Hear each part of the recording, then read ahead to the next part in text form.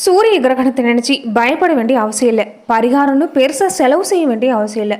சூரிய கிரகண நேரத்தில் காலை நேரத்தில் வழக்கம் போல் நீங்கள் குளிச்சுட்டு உங்களுடைய இஷ்ட தெய்வத்தையும் குல தெய்வத்தையும் மனசார நீங்கள் வணங்கிட்டு இஷ்ட தெய்வத்தை நினச்சி நீங்கள் பிரார்த்தனை செஞ்சாலே போதும். சூரிய கிரகணம் விட்டதுமே மீண்டும் ஒரு தடவை நீங்கள் குளிச்சுட்டு உணவு எடுத்துக்கலாம். பக்கத்தில் இருக்கக்கூடிய கோவிலுக்கு போயிட்டு குருமார்களுக்கு உரிக்காத மட்டை தேங்காய் ஒன்று கொடுத்து உங்கள் நட்சத்திரம் பேரை சொல்லி அர்ச்சனை செஞ்சுட்டு வந்தாலே போதும். இது ஒரு எளிய பரிகாரம் தான். இதனால ரொம்ப பலன் கிடைக்குங்கிறது ஐதீகம். வணக்கம் நண்பர்களே, இந்த பதிவில் சூரிய கிரகணம் இந்த ஆண்டு அக்டோபர் மாதம் எந்த நாளில் ஏற்படுது, கிரகண நேரம் என்ன, இதை நாம் செய்யக்கூடிய வழிமுறைகள் என்னென்ன, நாம் எந்த மாதிரி விஷயங்களை ஈடுபடக்கூடாது, இது எல்லாமே இந்த பதிவில் நம்ம தொடர்ந்து பார்க்கலாம்.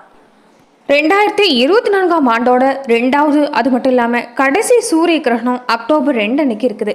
இது வளைய சூரிய கிரகணமாக இருக்குன்னு சொல்லலாம். இதனால் சில இடங்களில் நம்ம பார்க்குறப்ப நெருப்பு வளையமாக தான் தென்படும். ஜோதிட சாஸ்திரத்தில் கூட சூரிய கிரகணம் சந்திர கிரகணம் வானியல் நிகழ்வுல ரொம்ப முக்கியமாக கருதப்படுது. அந்த வகையில் 2024 ஆண்டோட கடைசி சூரிய கிரகணம் அக்டோபர் 2ஆம் தேதி புதன்கிழமை நிகழ இருக்குது. இந்த சூரிய கிரகணத்தை பார்த்தீங்கன்னா முழு சூரிய கிரகணமாக இருக்காது, ஆனால் வளைய சூரிய கிரகணமாக தெரியும். இது நெருப்பு வளையம் மாதிரி இருக்குன்னு சொல்லலாம். சில நேரம் பார்க்குறப்ப சூரிய கிரகணம் ஒரு இடங்களில் வானத்தில் நெருப்பு வளையம் மாதிரி தான் தெரியும். அந்த வகையில் அக்டோபர் 2ஆம் தேதி சர்வ பித்ரு அமாவாசையோட சிரத்தப்பட்ச நிறைவடையுது. இந்த முறை சிரத்தப்பட்சத்தை பொறுத்த வரைக்குமே செப்டம்பர் 18ஆம் தேதி சந்திர கிரகணத்தோட தொடங்கி அக்டோபர் 2ஆம் தேதி சூரிய கிரகண நாளில் முடிவடையுது.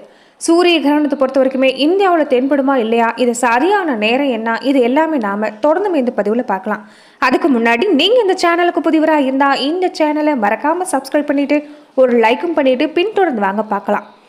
இந்திய நேரப்படி பார்த்தீங்கன்னா இரவு 9:13 மணிக்கு தொடங்கி இந்திய நேரப்படி மாலையில் 3:17 மணிக்கு முடிவடையுதுங்க. 2024 ஆண்டில் 2 சந்திர கிரகணம் 2 சூரிய கிரகணம் இருந்துச்சு. அக்டோபர் 2ஆம் தேதி நிகழக்கூடிய இந்த கிரகணம் இந்த ஆண்டோட கடைசி சூரிய கிரகணம். அதுக்கு பின்னாடி இந்த கிரகணம் இருக்காதுன்னு சொல்லியிருக்கிறாங்க.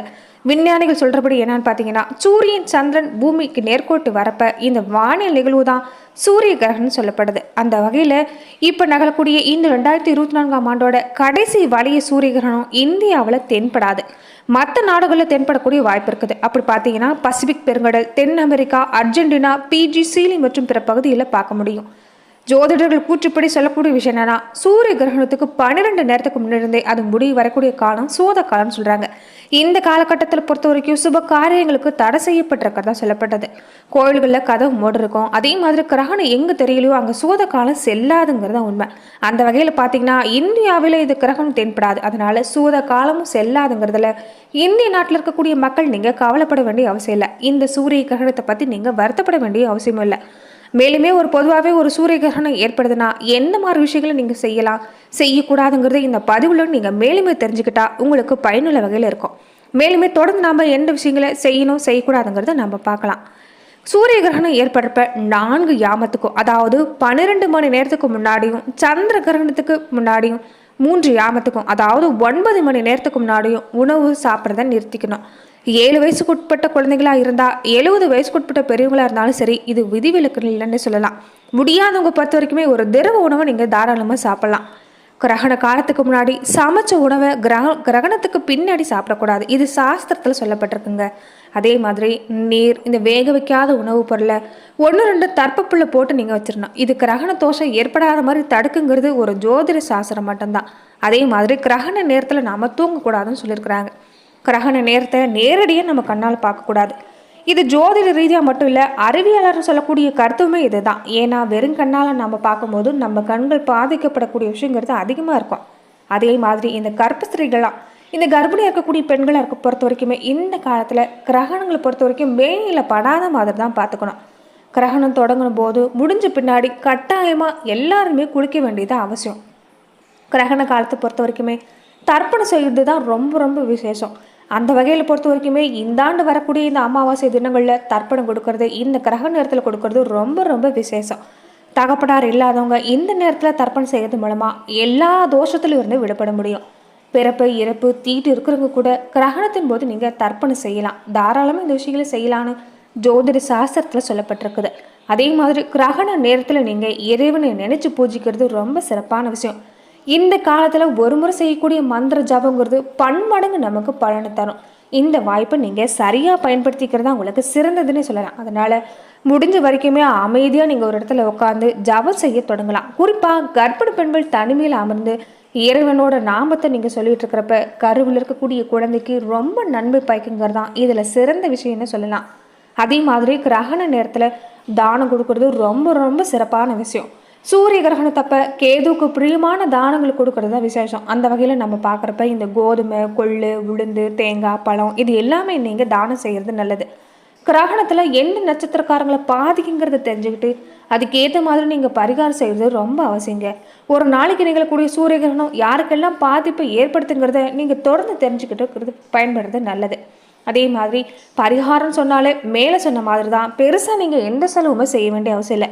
சூரிய கிரகணத்தும் போது காலை வேளையில் நீங்கள் வழக்க மாதிரி குளிச்சுட்டு உங்களுடைய இஷ்ட தெய்வத்தை வணங்குங்க. இஷ்ட தெய்வம் கண்டிப்பாக குலதெய்வத்தை வழிபாடு செய்வது ரொம்ப ரொம்ப சிறப்பு. குலதெய்வத்தை நினைச்சு வேண்டி நீங்கள் உபவாசனம் அதாவது விரதம் இருந்தாலே போதும். சூரிய கிரகணம் விட்டதுமே மீண்டுமே ஒரு தடவை நீங்கள் நீராடிட்டு உணவை எடுத்துக்கலாம். அதே மாதிரி பக்கத்தில் இருக்கக்கூடிய கோவிலுக்கு போங்க, மட்டை தேங்காய் ஒன்று கொடுங்க, உங்கள் நட்சத்திர பெயர் சொல்லி அர்த்தனை செஞ்சுட்டு வாங்க, போதும். இது எளிய பரிகாரம் தான். இது ரொம்ப பலனளிக்கக்கூடிய விஷயமாவும் இருக்கும். கிரகண நேரத்தை நினச்சி நீங்கள் யாருமே பயப்பட வேண்டிய அவசியம் இல்லைங்கிறதா உண்மை. மேலுமே கிரகணம், சூரிய கிரகணம், சந்திர கிரகணம் எதனால ஏற்பட்டுச்சு, இது எந்த காரணத்தால் இப்படி சொல்லப்பட்டு வருது, இது எல்லாமே நம்ம மேலும் பார்க்கலாம். பகவாத புராணத்தில் பார்த்தீங்கன்னா 35வது அத்தியாயத்தில் சூரிய கிரகணத்துக்கும் சந்திர கிரகணத்துக்கும் ராகு எப்படி பொறுப்பேற்கிறாரு, இந்த சூரிய சந்திர கிரகணம் எப்படி ஏற்பட்டதுங்கிற ஒரு விளக்கம் ஏற்பட்டிருக்குன்னு சொல்லலாம். பொதுவாகவே அன்றைய காலத்தில் பொறுத்த வரைக்குமே திருப்பார் கடலை கடைஞ்சு கிடைச்ச அமிர்தத்தை மோகன் வடுவில் இருந்த திருமால் தேவர்களுக்கு மட்டும் கிடைக்கிற மாதிரி பரிமாறாரு. திருமாலோட சூழ்ச்சி புரிஞ்சுக்கிட்ட ராகுன்னு சொல்லக்கூடிய அசுரர் யாருமே தெரியாத மாதிரி தேவர்களோட வரிசையில் போய் உட்காந்துக்கிறாரு. அவருக்கும் அமிர்தம் கிடைக்குது, அதனால அவர் அதை முழுவதுமே சாப்பிட்றாரு. அதை பற்றி தெரிஞ்சுக்கிட்ட பின்னாடி சூரியனும் சந்திரனுக்கும் மோகினி வடிவில் இருந்த திருமால் கிட்ட காட்டி கொடுத்துட்றாங்க. திருமால் தன்னோட சுதர்சன சக்கரத்தால ராகுவை தலை வேற உடல் வேற வெட்டி வீழ்த்துறாரு. இந்த நிகழ்வுனால தான் இந்த சூரிய சந்திர கிரகணம் ஏற்படுது. அதே மாதிரி கொஞ்சம் அமிர்தத்தை அருந்திய காரணத்தினால ராகுவோட உயிருங்கிறது பிழைச்சிக்குது. ஏன்னா அமிர்தத்தோட சிறப்பு என்னங்கிறது உங்களுக்கு தெரியும்னு சொல்லலாம். அந்த வகையில் ராகுவோட இந்த நிலைக்கு காரணம் சூரியனும் சந்திரனும் ஒரு காரணம் நினச்சி ராகு பொறுத்த வரைக்குமே ராகு கேது இந்த சூரியனும் சந்திரனும் விழுங்குறாங்க. ஆனால் உடல் பகுதி இல்லாத காரணத்தினால சூரியனும் சந்திரனும் குறிப்பிட்ட நேரத்துக்குள்ளேயே ராகுவோட பிடியிலிருந்து விடுபடுறாங்க. பின்னாடி ராகு கிரக பதவி பெற்று ஜோதிட சாஸ்திரத்தில் இடம்பெற ஆரம்பிச்சிடுறாங்க. இப்படி சூரியனும் சந்திரனும் இந்த ராகு கேது விழுங்கி இருக்கக்கூடிய நேரத்தை தான் இப்போ நாம் சொல்லக்கூடிய சூரிய கிரகணம் சந்திர கிரகணங்கிற ஒரு அமைப்பாக நம்முடைய இந்திய ஜோதிட சாஸ்திரத்தில் சொல்லப்பட்டு வருது. கிரகணத்தை கணிச்சு பல சான்றுகள் நம்ம சாஸ்திரங்களையும் புராணங்களையும் இப்படி இருக்கக்கூடிய விஷயங்களை நமக்கு வலியுறுத்துதுன்னு சொல்லலாம். அதே மாதிரி இன்னொரு சிறப்பு என்னன்னு பார்த்தீங்கன்னா, இன்றைய நாளில் மகாயால பட்ச அமாவாசை. நம்ம முன்னோரை நினச்சி நம்ம முன்னோருக்கு செய்யக்கூடிய தர்ப்பணங்கிறது இந்த நாளில் ரொம்ப விசேஷமான ஒன்று. அதில் இந்த சூரிய கிரகண நாட்களில் நம்ம செய்யக்கூடிய விஷயங்கிறது நம்ம முன்னோர்களுக்கு சிறப்பான முறையில் சென்றடையும். அதனால் இது வரைக்குமே முன்னோர் வழிபாடு செய்ய தவறினவங்க கூட இந்த நாட்களில் நீங்கள் சரியாக பயன்படுத்தி முன்னோர் வழிபாடு செய்யறது உங்கள் வாழ்க்கையில் நல்ல மாற்றத்தை ஏற்படுத்தி தரும். அதே மாதிரி இந்த நாட்களில் செய்யக்கூடாத விஷயங்கிறது மேலுமே ஒரு சில இருக்குது. அது என்னன்னு பார்த்தலாம். அதே மாதிரி இந்த காலத்தை பொறுத்த வரைக்குமே இந்த துடைப்பு மாதிரியான விஷயங்கள் மகாலட்சுமிக்கு தொடர்புடைய பொருளாக இருக்குது. அமாவாசை அன்னைக்கு துடைப்பம் வாங்குறது மகாலட்சுமியை கோபப்படுத்தும், பணப்புழக்கத்தை பாதிக்கும். அதனால இந்த மாதிரி நிகழ்வை இந்த நாளில் தவிர்த்துடுங்க. பித்ரு தோஷம் ஏற்படக்கூடிய நாட்களில் அமாவாசை நாளில் பொறுத்த வரைக்குமே நீங்கள் இந்த முடி வெட்டுறது நகை வெட்டுறதை தவிர்த்துடுங்க. அதே மாதிரி தலைக்கு எண்ணெய் வச்சு குளிக்கிறத தவிர்க்கணும். மாறா இந்த நாளில் பொறுத்த வரைக்குமே எண்ணெயை நீங்கள் தானமாக கொடுக்கலாம். கிரகணம் அமாவாசை இணைந்து வரக்கூடிய நாளில் இந்த திருமணம் புது வீடு குடி போகிறது இந்த மாதிரியான சுப நிகழ்ச்சிகளை தவிர்த்துக்கிறது நல்லது.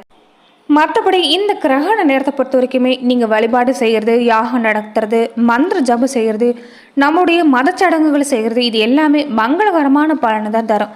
மந்திரங்களை ஜெபிக்கிறது இன்னுமே ரொம்ப சிறப்பான பலன் தான். கிரகண நேரம் முடிஞ்சதுமே புனித நீரால் வீட்டை சுத்தம் செஞ்சுட்டு கங்கை தீர்த்தம் கலந்த நீரால் நாமும் குளிச்சுக்கலாம் நல்லது. அப்படியும் முடியாதவங்க நீங்கள் சாதாரணமாகவே நீங்கள் குளித்து சுத்தப்பத்தமாக இருந்தாவே போதும். கிரகண நேரத்தில் தூங்குறதுக்கு பதிலாக நீங்கள் இறை வழிபாட்டை மேற்கொள்கிறது இன்னுமே கூடுதல் சிறப்புன்னு சொல்லலாம். கிரகண நேரத்தில் வீட்டில் குளிக்கிறதுக்காக வச்சிருக்கக்கூடிய தண்ணீரில் தர்ப்பப்பையோ இல்லைன்னா உங்களால் பக்கத்தில் இருக்கக்கூடிய துளசி இலையை போட்டாவது கிரகணத்தை முடிச்சுக்கோங்க. மற்றபடி எந்த பாதிப்புமே இல்லை. நன்றி நண்பர்களே. இந்த பதிவில் கிரகணம் எதனால் ஏற்படுது, கிரகணம் ஏற்படக்கூடிய நிகழ்வுகள் புராண காலங்களில் எந்த மாதிரியான நிகழ்வு ஏற்பட்டிருக்கு, மேலுமே கிரகண நேரத்தில் என்ன செய்யலாம் செய்யக்கூடாது, இது எல்லாமே இந்த பதிவில் நாம் தொடர்ந்து பார்த்தோம். மேலுமே இந்த மாதிரியான சுவாரஸ்யமான பதிவுக்கு நீங்கள் இந்த சேனலை மறக்காமல் லைக் பண்ணுங்கள், ஷேர் பண்ணுங்கள், கமெண்ட் பண்ணுங்கள், மறக்காமல் சப்ஸ்கிரைபும் பண்ணிடுங்க.